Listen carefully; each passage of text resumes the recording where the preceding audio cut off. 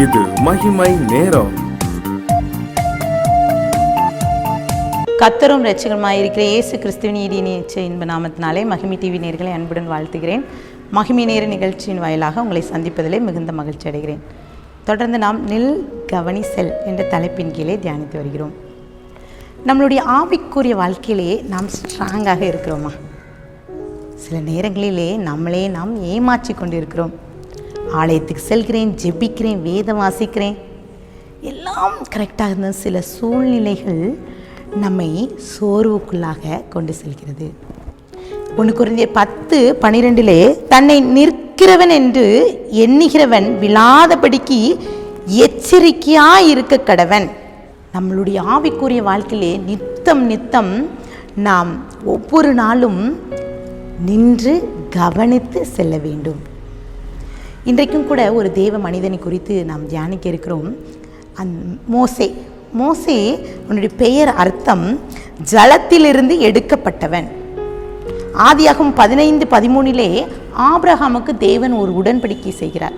அந்த உடன்படிக்கையிலே உன் சந்ததியார் தங்கள் அல்லாத அந்நிய தேசத்தில் பரதேசியாயிருந்து அந்தேசத்தாரை சேவிப்பார்கள் என்றும் அவர்களால் 400 வருஷம் உபத்திரவப்படுவார்கள் என்றும் நிச்சயமாய் அறிய கடவாய்.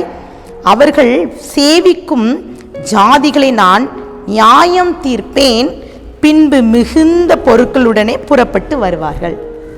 இப்போ இஸ்ரவேல் ஜனங்கள் அடிமைத்தனத்துக்குள்ளாக இருப்பார்கள், எகிப்திலே இருப்பார்கள், 400 வருஷம் அங்கே இருப்பார்கள் என்பதை ஆபிரகாமுக்கு முன்னமே அறிவித்தார்.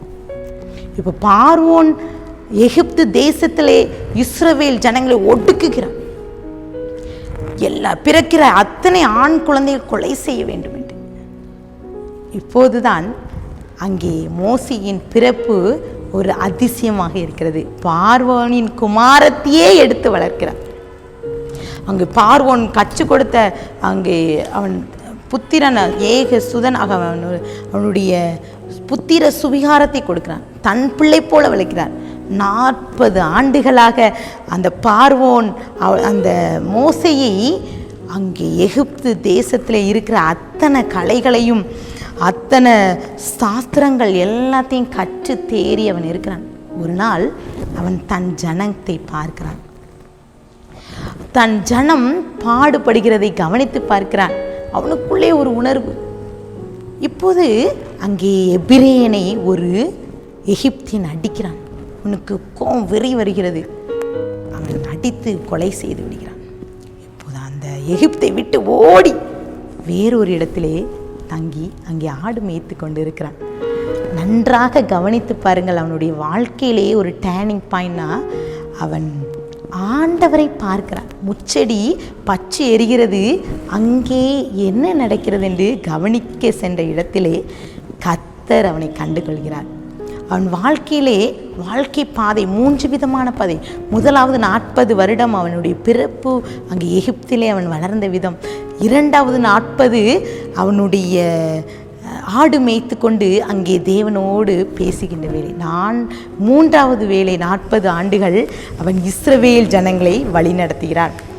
அங்கே ஒரு சம்பவம் நடக்கிறது. இஸ்ரவேல் ஜனங்களில் வழி நடத்துகிற மோசேயை பார்த்து அவனுடைய சகோதரியான மிரியாமும் ஆரோனும் அவனை பகைக்கிறார்கள், அவனை முறுமுறுக்கிறார்கள். கர்த்தர் இப்போது அவனை சாட்சி சொல்கிறார். வசனம் இவ்வாறு சொல்கிறது, என்னாகும் 12:7-8 என் தாசனாகிய மோசேயோ அப்படிப்பட்டவன் அல்ல, என் வீட்டில் எங்கும் அவன் உண்மை உள்ளவனாயிருக்கிறான். நான் அவனோடு மறைபொருளாக அல்ல, முகமுகமாகவும் பிரத்யட்சமாகவும் பேசுகிறேன். அவன் கர்த்தரின் சாயலை காண்கிறான். இப்படி இருக்கிற நீங்கள் என் தாசனாகிய மோசேக்கு விரோதமாக பேச உங்களுக்கு பயமில்லாமல் போனதென்ன என்று சொல்கிறான். மோசேயோடு ஆண்டவர் முகமுகமாக பேசுகிறான். நம்ம கவனிக்கணும். அதற்கு மிக முக்கிய காரணம் என்னன்னா, அவன் மோசேயை எங்கு நிற்க வேண்டும் என்று கர்த்தர் சொல்கிறார் அங்கே நிற்கிறான், எங்கு செல்ல வேண்டும் என்று சொல்கிறாரோ அங்கே செல்கிறான். செங்கடல் இருக்கிறது, பின்பாக பார்வோனின் சேனை வருகிறது, 10 வாதைகள். இப்போது பார்வோனின் அவன் ஊழியக்காரர்களாம் இவ மந்திரவாதிகள் இவர் செய்த அத்தனையும் செய்து காட்டுகிறார்கள். அங்கே கர்த்தர் அவனோடு இருக்கிறார் என்பதை நிரூபித்து காட்டுகிறார். இன்னும் சொல்லப்போனால் ஆண்டவர் சொல்கிறார், தீர்க்கதரிசியான ஒருவனுக்கு என்னை எப்படி வெளிப்படுத்துவேன் என்றால் தரிசனம் மூலமாக, சொப்பனத்தின் மூலமாக வெளிப்படுத்துவேன். ஆனால் மோசேக்கு நான் அப்படி வெளிப்படுத்தி என்னையே பிரத்யட்சமாக வெளிப்படுத்துகிறேன் என்று தெளிவுபடுத்துகிறார். மோசேயின் வாழ்க்கை பயணத்திலே நடக்கிற சம்பவம் இஸ்ரவேல் ஜனங்களை மீட்டு கொண்டு வருகிறோம், வெளியே கொண்டு வந்தாச்சு. இப்போ அவர்கள் முதலாவது அந்த எகிப்தில் 70 பேர் இருந்தாங்க, யோசேப்பு கூட.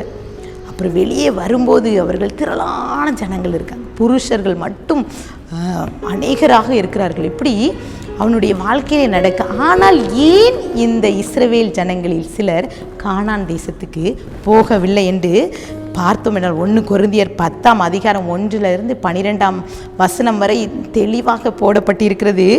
இஸ்ரவேல் ஜனங்கள் அவர்கள் எப்படி இருந்தாங்க? மேகத்துக்கு கீழாக இருந்தார்கள். எல்லாரும் சமுத்திரத்தின் வழியாக நடந்து வந்தாங்க. 1 கொரிந்தியர் 10:2 எல்லாரும் மோசேக்குள்ளாக மேகத்தினாலும் சமுத்திரத்தினாலும் ஞானஸ்தானம் பண்ணப்பட்டார்கள்.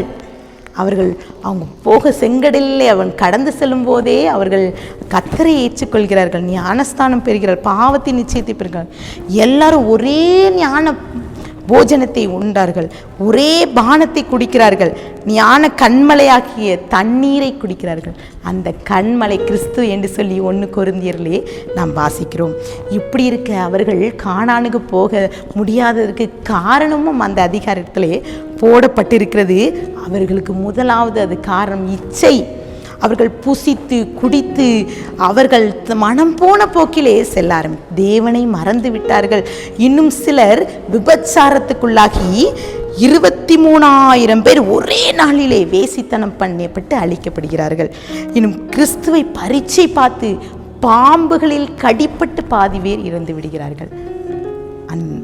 இன்றைக்கும் கூட மோசேயினுடைய வாழ்க்கையிலே அவர் அதிசயத்தை நிகழ்த்துவதற்கு காரணம் ஒன்று, தேவனை முன்னிறுத்துகிறார், தேவனோடு நடக்கிறான், தேவன் சத்தத்தை கேட்கிறார், ஜனங்களுக்கு அவன் வழி நடத்துகிற நன்ற தீர்க்கதரிசி அவன் தலைவனாக மாறுகிறான். காரணம், தேவன் அவனோடு இருந்தார். 1 கொரிந்தியர் 10:13 மனுஷனுக்கு நேரிடுகிற சோதனை அல்லாமல் வேறே சோதனை உங்களுக்கு நேரிடவில்லை, தேவன் உண்மை உள்ளவராய் இருக்கிறார், உங்கள் திராணிக்கு மேலாக நீங்கள் சோதிக்கப்படுகிறதற்கு அவர் இடம் கொடாமல் சோதனையை தாங்கத்தக்கதாக சோதனையோடு கூட அதற்கு தப்பிக்கொள்ளும்படியாக போக்கையும் உண்டாக்குவார். பிரியமானவர்களே, மோசேயோடு கர்த்தர் இருக்கிறார். அவனுடைய வாழ்க்கையிலே நாம் நின்று கவனிக்க வேண்டிய ஒரு செயல் இருக்கிறது. அவன் சீனா மலையிலே போய் நில்லு என்று சொன்னால் நிற்கிறான், தெய்வ சத்தத்துக்கு கீழ்ப்படுகிறான். அவனுடைய வாழ்நாள் எல்லாம் ஆண்டவருக்கு அர்ப்பணிக்கிறான், திறப்பிலே நிற்கிறான். காரணம், தேவனை கண்டு கொண்டான். இன்றைக்கும் கூட இந்த வார்த்தையை கேட்டுக்கொண்டிருக்கிற நாமும் தேவனை கண்டு கொள்ள வேண்டும். நம் வாழ்க்கை பயணத்திலே நின்று கவனித்து செல்ல வேண்டும். கண்களை மூடி ஜெபிக்கலாம். அன்பின் பரலோக தகப்பனே, இந்த வேலையிலையும் கூட மோசையோடு இருந்து இஸ்ரவேல் ஜனங்களை வழிநடத்தின தேவன் தாமே எங்களோடு இருந்து எங்களையும் எங்கள் குடும்பத்தையும் வழிநடத்துவீங்க என்ற நிச்சயத்தை நாங்கள் பெற்றுக்கொள்ள கிருபை தாங்க. இன்றைக்கு நாங்கள் கற்றுக்கொண்ட காரியம் எங்கள் வாழ்க்கையில் பிரதிபலிக்க கிருபை தாங்க.